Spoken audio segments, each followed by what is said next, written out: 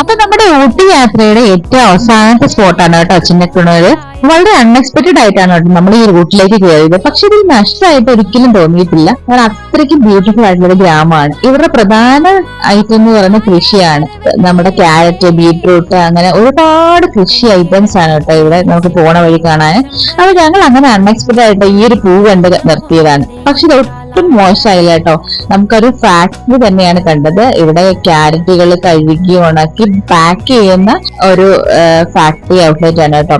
അപ്പൊ ഇവിടെ വന്നപ്പോൾ നമുക്ക് ഫ്രീ ആയിട്ട് ക്യാരറ്റ് കിട്ടും. നമുക്ക് അങ്ങനെ ഫ്രീ ആയിട്ട് ക്യാരറ്റ് എല്ലാം കിട്ടി. അങ്ങനെ ഞങ്ങൾ അതെല്ലാം പാക്ക് ചെയ്ത് തിരിച്ച് യാത്ര പോരുകയാണ് കേട്ടോ.